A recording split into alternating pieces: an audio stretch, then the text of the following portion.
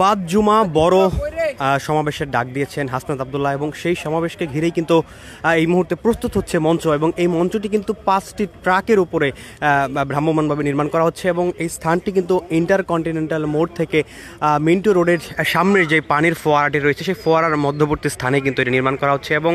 যার কারণে কিন্তু এই সড়কটি ইতিমধ্যেই অর্থাৎ গতকাল রাত থেকে কিন্তু যান চলাচল বন্ধ রয়েছে এবং গতকাল রাত থেকে শিক্ষার্থীদের এই আন্দোলনের প্রেক্ষিতেই কিন্তু যান চলাচল বন্ধ রয়েছে এবং এখন কিন্তু এই সড়কের উপরেই নির্মাণ করা হচ্ছে এই ভ্রাম্যমাণ এই মঞ্চটি এবং যেটি কিন্তু 5টি ট্রাকের উপর নির্মাণ করা হচ্ছে এবং ইতিমধ্যেই কিন্তু প্রস্তুত হয়ে গিয়েছে এবং কিছুক্ষণ পর অর্থাৎ বাদ জুমার পর জুমার নামাজের পরই কিন্তু সেই জমায়েত হবে এবং সেই সমাবেশটি হবে, যেটি কিন্তু কিছুক্ষণ আগে অর্থাৎ সকাল 8:30 নাগাদ কিন্তু জানিয়েছিলেন জাতীয় নাগরিক পার্টির মুখ্য সংগঠক দক্ষিণাঞ্চলের হাসনাত আব্দুল্লাহ এবং তিনি কিন্তু গতকাল রাত 10টা থেকেই এই যমুনার সামনে অবস্থান নিয়েছেন। প্রধান উপদেষ্টার বাসভবনের সামনে যেই দাবিতে তারা অবস্থান করছেন সেটি ছিল মূলত আওয়ামী লীগকে নিষিদ্ধের দাবিতে তাদের এই অবস্থান কর্মসূচি, অর্থাৎ আওয়ামী লীগকে নিষিদ্ধ এবং আওয়ামী লীগের রাজনৈতিক কার্যক্রম বন্ধের জন্য নিবন্ধন বাতিলের যে কার্যক্রম সেটির দাবিতেই কিন্তু হাসনাত আব্দুল্লাহ এসেছেন সে ছাত্র জনতাকে নিয়ে এবং এই মুহূর্তে কিন্তু প্রধান উপদেষ্টার বাসভবন যমুনার সামনে কিন্তু অবস্থান করছেন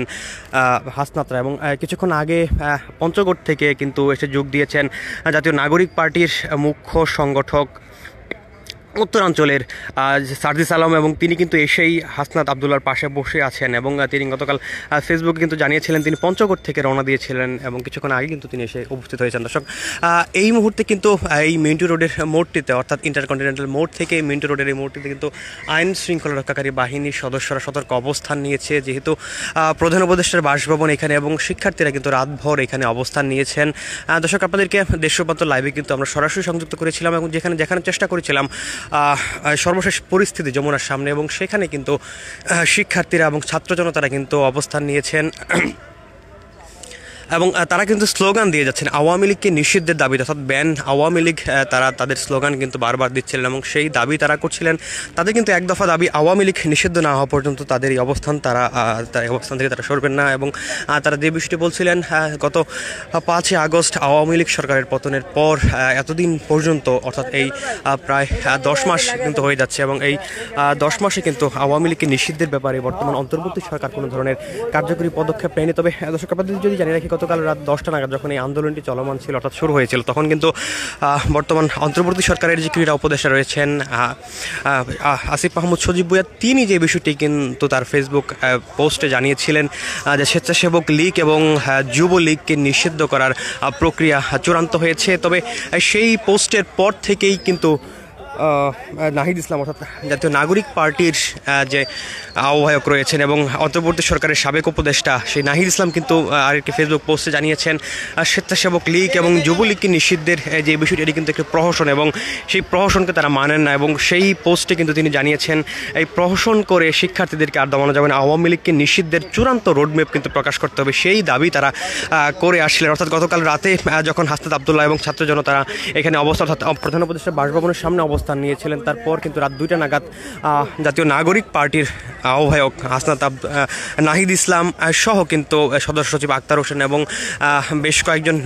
নেতৃবৃন্দ কিন্তু তারা এসে উপস্থিত হয়েছিলেন এবং তারা যেই দাবিটি সেখানে করেছিলেন তারা বলেছিলেন যে আওয়ামী লীগকে নিষিদ্ধের আর কোনো ধরনের তালবাহানা তারা মেনে নেবেন না এবং চূড়ান্তভাবে আওয়ামী লীগকে নিষিদ্ধ করতে হবে, আওয়ামী লীগ যেন রাজনীতি করতে না পারে সেই জন্য আওয়ামী লীগের নিবন্ধন বাতিল করতে হবে। ইতিমধ্যেই কিন্তু ছাত্রলীগকে নিষিদ্ধ করা হয়েছে এবং আওয়ামী লীগকে নিষিদ্ধ করার যে প্রক্রিয়া সেটি সম্পর্কে কিন্তু শিক্ষার্থীরা বেশ কয়েকদিন যাবতীয় সরব রয়েছেন। দর্শক, আপনাদের যদি জানিয়ে রাখি গতকাল দিবাগত রাতে অর্থাৎ দিবাগত রাতে কিন্তু দেশ ছেড়েছিলেন সাবেক সরকারের রাষ্ট্রপতি অর্থাৎ আব্দুল হামিদ এবং তিনি কিন্তু দিবাগত রাত 3টা নাগাদ থাইল্যান্ডের উদ্দেশ্যে পাড়ি জমান। এরপর থেকেই কিন্তু গতকাল দিনব্যাপী ছাত্র জনতা এবং বিশেষ করে যারা বৈষম্যবিরোধী ছাত্র আন্দোলনের সাথে যুক্ত ছিলেন ছিলেন সেই সমন্বয়করা কিন্তু সামাজিক যোগাযোগ মাধ্যমে সরব ছিলেন এবং বিকেলবেলা অর্থাৎ দুপুরের পর থেকে কিন্তু তারা বিভিন্ন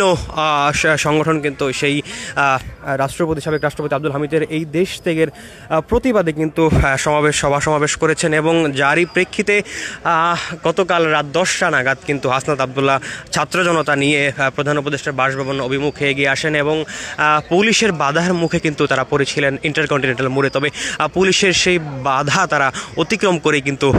প্রধান উপদেষ্টার বাসভবন যমুনা অভিমুখে চলে আসেন এবং সেখানে কিন্তু অবস্থান করছেন হাসনাত আবদুল্লাহ সহ ছাত্র জনতারা এবং ধীরে ধীরে কিন্তু সেই জমায়েত বাড়ছে এবং তারা কিন্তু আহ্বান জানিয়েছেন যেন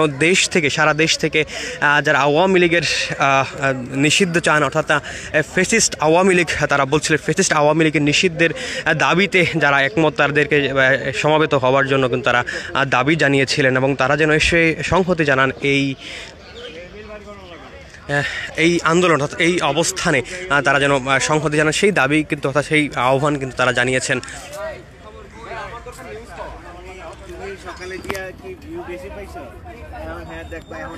দর্শক, এই মুহূর্তে কিন্তু এই মঞ্চটি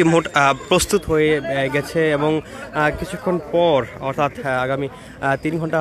পর কিন্তু এখানে একটি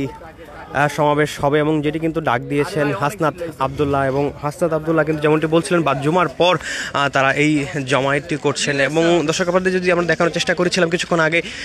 5টি ট্রাকের উপরে কিন্তু এই ভ্রাম্যমাণ মঞ্চটি তৈরি করা হয়েছে এবং মিন্টু রোডের সামনে যে মোড়টি রয়েছে সেখানে যে পানির ফোয়ারাটি তার পাশেই কিন্তু এই মঞ্চটি প্রস্তুত করা হয়েছে। গতকাল শিক্ষার্থীদের এই আন্দোলনের প্রেক্ষিতে কিন্তু অর্থাৎ এই অবস্থানের প্রেক্ষিতে কিন্তু এই সড়কটিতে যান চলাচল বন্ধ করে দিয়েছে এবং যার কারণে কিন্তু রাস্তাটি এমনিতেই বন্ধ রয়েছে এবং সেখানে কিন্তু এই মঞ্চটি প্রস্তুত করা হচ্ছে।